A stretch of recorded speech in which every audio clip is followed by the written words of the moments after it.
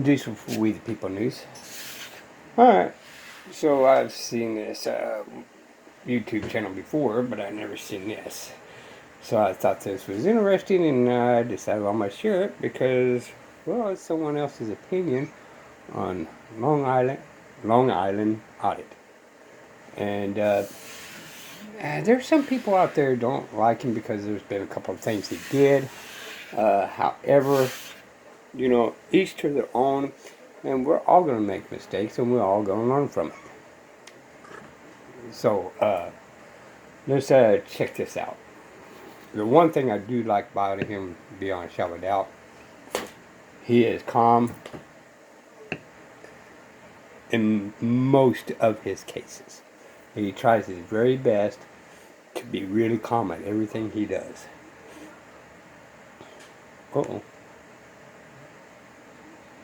Sir, Right? as an officer, I can deny you to come into our government. That would be a very big mistake, though. That would be a big mistake on your Sir? part. At the Nassau County Government Building in Mineola, New York, the security guards are about to get schooled. Today I'm coming to you live.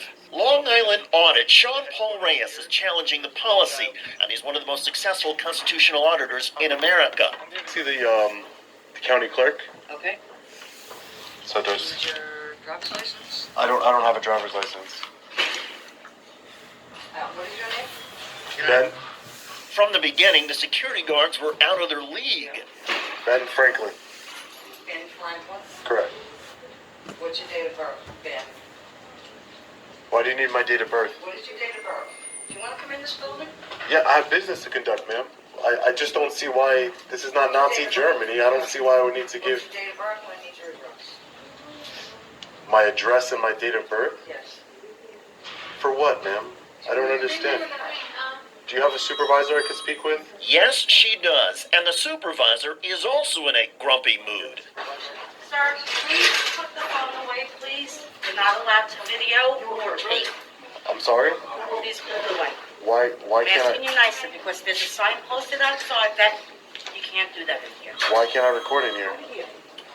We're here to see the county clerk. I'm here to see the county clerk. I have business to conduct. I have to do a public records request. Me being heard. Do you have I anything don't on you I have that you can show us your name? no. So we can let you in. I don't have anything with my name. Okay. I don't have it. I Hold want on. to. Please just say yeah. Yeah, no problem. Ridiculous. While the supervisor gets another supervisor, Put that off. I'm not turning anything off, ma'am. You are turning it off. I'm not turning it off, ma'am. The biggest hypocrites of them all. They're always recording us, but the minute we record them, it's an issue. outside, another supervisor with an attitude. Can I get your name? Say it, or Is that Brodsky? Broad. Brodsky? See? This is why it's more polite to tell somebody their name. So I can't enter in a public building and conduct services without showing some sort of government ID. That sounds like Nazi Germany to me, not the United States of America. Under whose authority? It's a county building. It's a policy of the building. It's a policy of the building. Policy of the county. This building needs ID in order to go in. Can you show me the policy? Where is the policy? I don't have it on me, but that is the policy. So you're enforcing a policy that you can't even show The sign me. is on there. You're enforcing a policy you can't even show me. There's a sign, sir. So you can take that to read. Where? Please have picture ID ready to show the public. This is a taxpayer-funded ID. I'm trying to conduct business. But is that you don't need an ID to vote for the president of the United States, but yet you need an ID to enter in some county building? That doesn't even make any sense.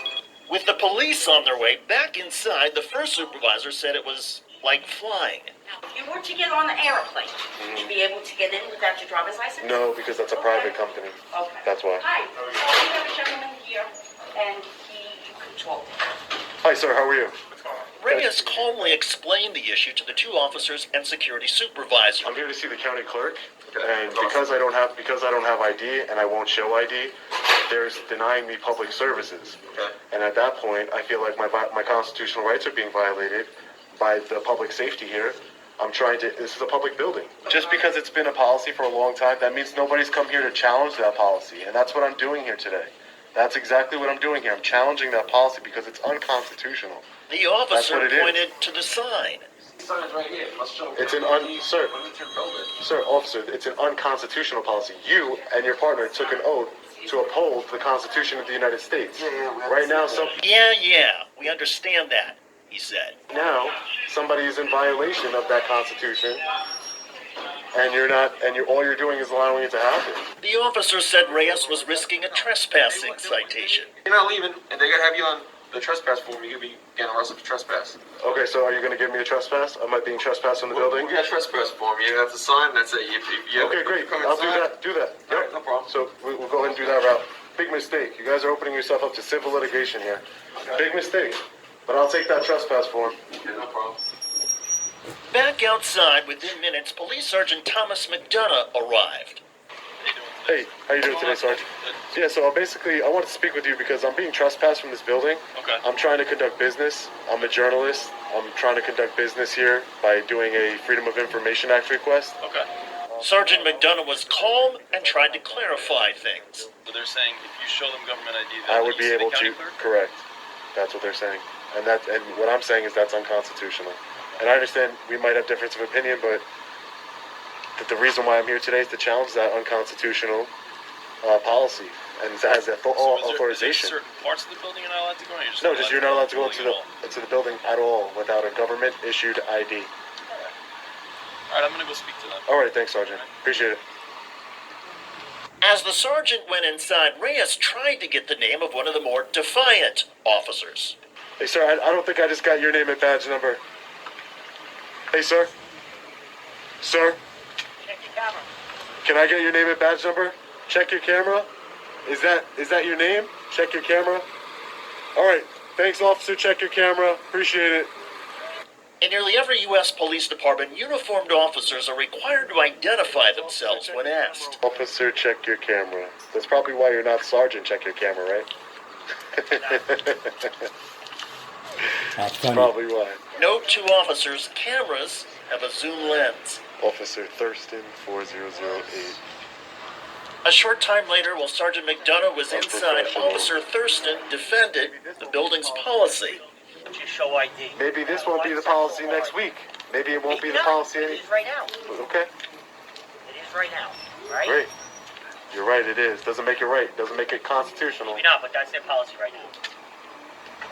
You want to know who walks in and out of the building. Especially when you're looking for information. Because when you are looking for information, the government should know who you are. No. And within minutes, Sergeant McDonough told Reyes he was right and was clear to go inside without a name or identification. With anything you need, you just gotta go through the security thing, and Okay. you're welcome to go in there. All right. Thanks, Sergeant. Come on in. Appreciate it.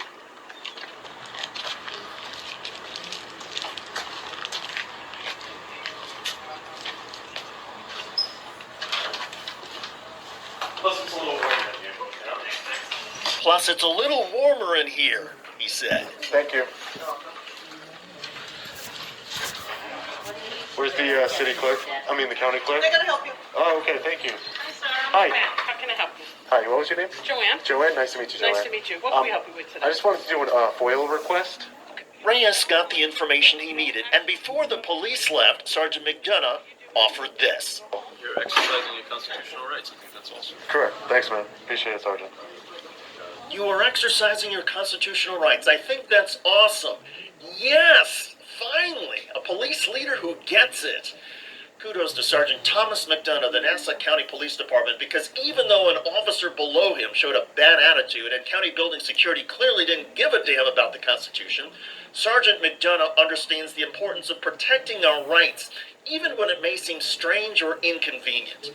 As long as there are police like Sergeant McDonough and auditors like Sean Paul Reyes, there is reason to be hopeful about the future. The relationship between law enforcement and the public does not have to be adversarial. It just needs to be respectful. And when it is respectful both ways, change begins and trust can grow. I'm David Schuster. Thanks for watching. Sir, All right. as an officer, Okay. So my 2 cents. Yes, the sergeant did an excellent job, and this is where it gets a little trickier, right? But how many people has he put in since he was a sergeant? From the time he began until at this video, right? That put people in torture cuffs under suspicion and then release them. Handcuffs are torture.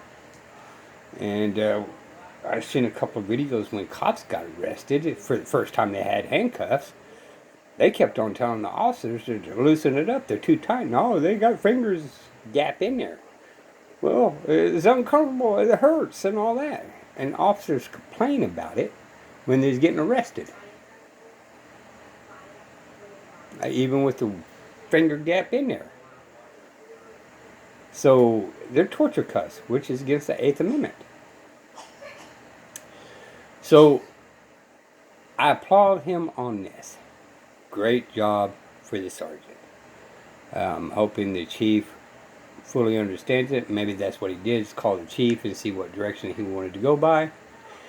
But again, how many times has he put torture cuffs on people that was under suspicion and not under facts?